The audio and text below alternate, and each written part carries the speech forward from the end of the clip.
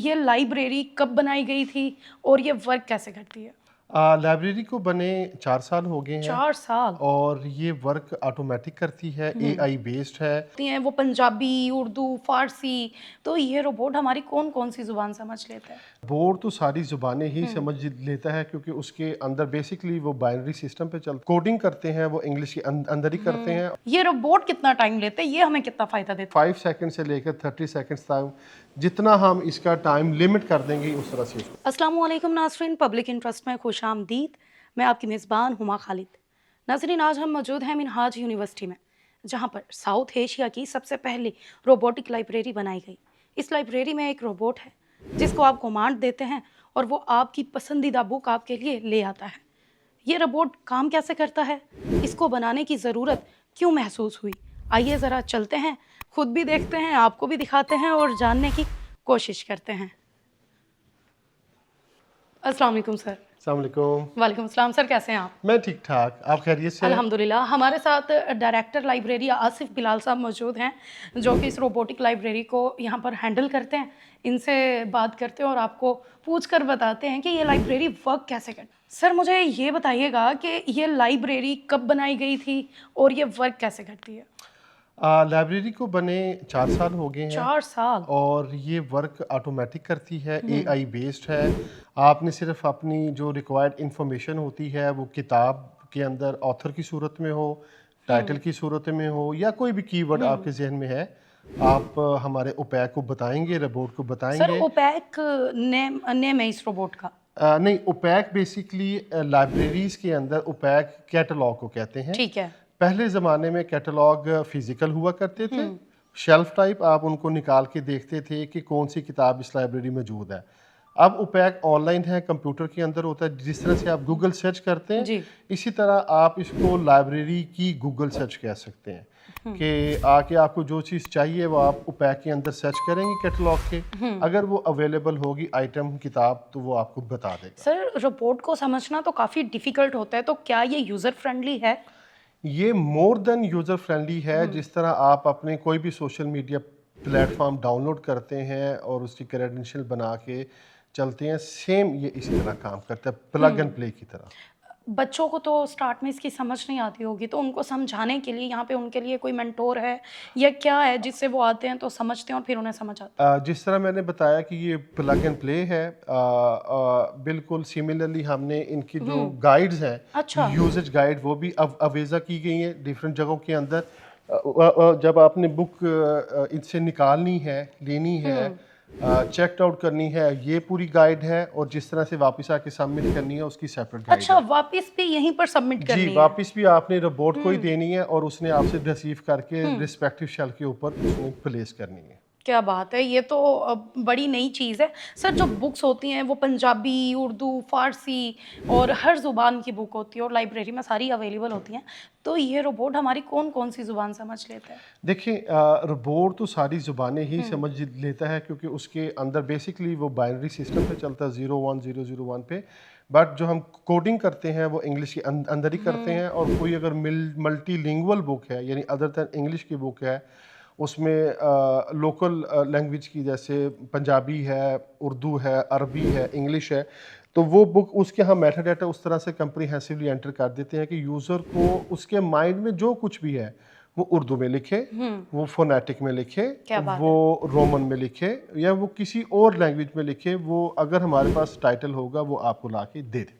Almost यहाँ पर अंदर कितनी बुक्स हैं? तकरीबन 10,000 के करीब बुक्स। 10,000 के करीब बुक्स है। और किस किस टॉपिक्स के ऊपर बुक्स यहाँ पर हमें अंदर मिल जाती हैं? बहुत अच्छा सवाल, हमेशा की तरह आपका। हमारे पास यहाँ पे 35 डिपार्टमेंट्स हैं और तकरीबन 150 सब्जेक्ट्स ऑफर किए जाते हैं। क्या बात है। तो यहाँ पे जो बुक्स हैं वो तकरीबन तमाम सब्जेक्ट्स को कवर करती हैं। सर, ये वो लाइब्रेरी है जो कि सिर्फ मिनहाज यूनिवर्सिटी में और साउथ एशिया में ऐसी और कोई लाइब्रेरी नहीं, तो विजिटर्स भी काफ़ी होंगे, देखने वाले भी काफ़ी होंगे। अगर कोई यहाँ पर आकर देखना चाहता है, कोई बाहर से हमारे ब्रिटिश आते हैं, कोई भी गेस्ट आते हैं, वो देखना चाहते हैं, तो वैसी भी कोई सहूलत है? देखिए जी, we are open for everyone basically. तो राइट, इसका जो स्टेक होल्डर्स है यूनिवर्सिटी के, उसमें स्टाफ है, फैकल्टी है, स्टूडेंट्स हैं, किसी किस्म के भी जो एसोसिएट हैं वो यहाँ पे आके कर सकते हैं, बट आप और आपके चैनल की तवासुत से अगर कोई इल्म का शदाई है, पढ़ने लिखने का शौकीन है और वो ऐसी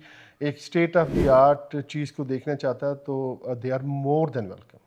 अंदर कितने रोबोट है या सिर्फ ये एक ही रोबोट है जो कि ओवरऑल मूव कर रहा है? नहीं जी, अगर मैं आपको दिखाऊं तो ये इसमें 3 रोज़ हैं, 3 ठीक लाइनें है। हैं और हर रो के अंदर डिफरेंट रोबोट्स हैं, ठीक है। और उसके साथ ये हमारी एक असेंबली लाइन है जिसको हम कन्वेयर बेल्ट कहते हैं, फिर टेली लिफ्ट्स हैं जिसके अंदर ये किताब ये रोबोट क्या टेली बात लिफ्ट्स है। को देते हैं तो वो रख के यहाँ पे लेके आते वैसे तो आम इंसान, हम जैसे स्टूडेंट्स जब हम लाइब्रेरी में जाते थे तो एक बुक ढूंढने में तकरीबन 5-6 मिनट 7 मिनट तो लग ही जाते हैं। जी जी कि आपने पहले देखना है कि आप हिस्ट्री की देख रहे हैं, कौन सी बुक देख रहे हैं, फिर आपने उस रो में जाना है, then you have to search जी जी, जो बुक आपको चाहिए। ठीक है। ये रोबोट कितना टाइम लेते हैं, ये हमें कितना फायदा देते हैं? देखिए रोबोट की जो देखिए ये अल्टीमेट रोबोट है, फिर एआई बेस्ड है, तो ये 5 सेकंड से लेकर 30 सेकंड्स तक जितना हम इसका टाइम लिमिट कर देंगे उस तरह से इसको एक टाइम में एक ही बुक आती है या 2-3 हो सकती हैं? देखें जी, अगर तो आपकी बुक हर रो के अंदर मौजूद है तो तीनों वो डिफरेंट उसके अंदर उठा के तो आपको ला के दे सकते हैं। अगर क्या आपकी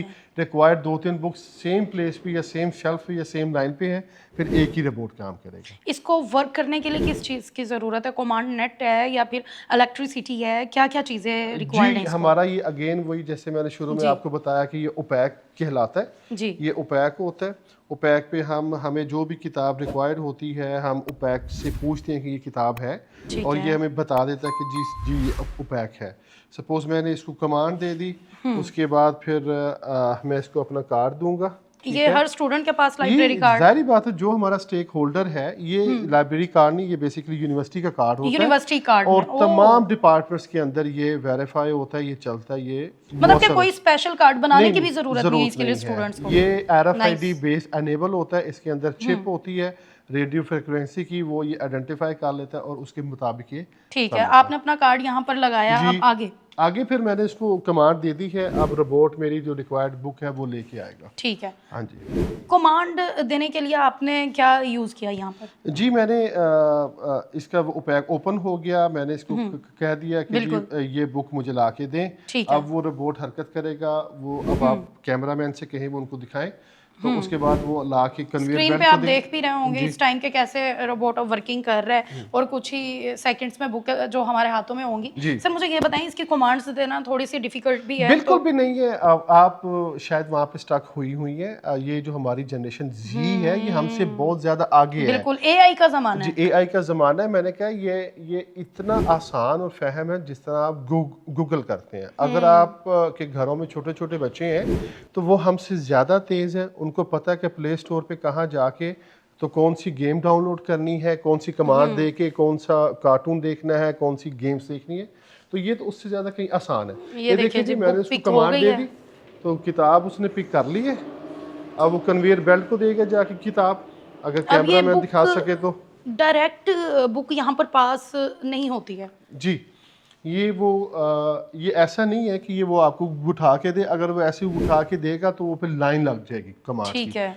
ये इसने उठा के कन्वेयर बेल्ट को दे दी और कन्वेयर बेल्ट से फिर टेली लिफ्ट आएगी, वो कन्वेयर बेल्ट से लेके तो जिस टर्मिनल से मैंने ऑर्डर किया ये वहाँ पे लाके उसको दे ठीक है, जब तक ये आती है सर से और क्वेश्चन पूछ लेते हैं। सर मुझे ये बताइएगा, क्या आगे जाकर मिनहाज यूनिवर्सिटी कोई ऐसा रोबोट भी लेकर आएगी जिसके अंदर बुक्स इंस्टॉल होंगे ऑलरेडी? जिसने स्टडी करना है वो ऊपर लिखेगा हमें फलां बुक चाहिए, वो ऑनलाइन उसके आगे ओपन हो जाएगी स्क्रीन पे और वो बैठा हुआ रीड करेगा। और देखें जी वो तो आप बहुत दूर की बात कर रही हैं। अगर आपने नीचे हमारे पास सर्कुलेशन काउंटर पे अमेज़ॉन के किंडल्स पड़े देखे होंगे, उन किंडल्स के अंदर वो बेसिकली बुक रीडर है और उसके अंदर थाउजेंड्स ऑफ बुक्स पड़ी हुई हैं और वो आप वो चेक आउट करवा के अपने घर लेके जा सकते हैं और बैठ के मजे से पढ़ सकते हैं। क्या बात है। हाँ जी देखिए जी, ये हमारी किताब आ गई है और ये इसने हमें किताब दे दी।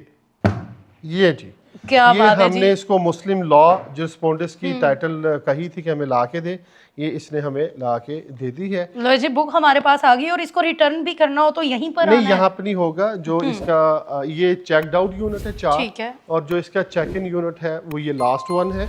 ठीक है। आप इसको अगेन आके कमांड देंगे, बताएंगे कि ये बुक मैंने वापस करनी है तो ये आपको कर देगा। ये देखें जी,